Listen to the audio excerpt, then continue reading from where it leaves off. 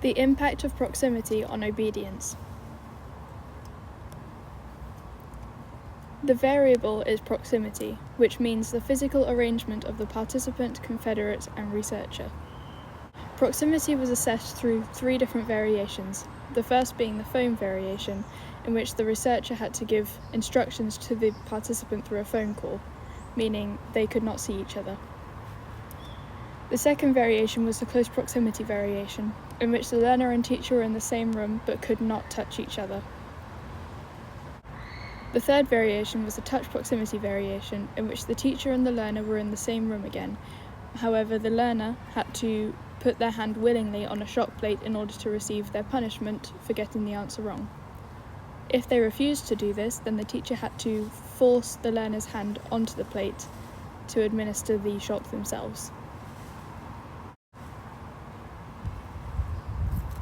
The phone variation had the lowest level of obedience with 20.5%. This is also because the participant lied to the researcher by saying they were giving a higher voltage shock than they actually were.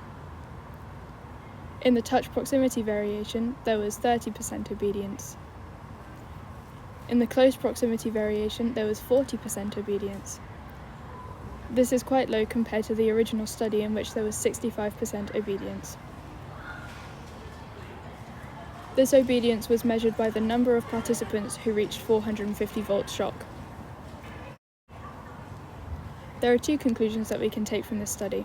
The first conclusion being that the presence of authority figures can affect obedience, so when the researcher was on the phone, the obedience was much lower because they weren't physically present. The other conclusion is that seeing the effects of your actions on another person can reduce obedience, most likely because of the guilt that the participants felt from causing pain to somebody else. Thank you for listening.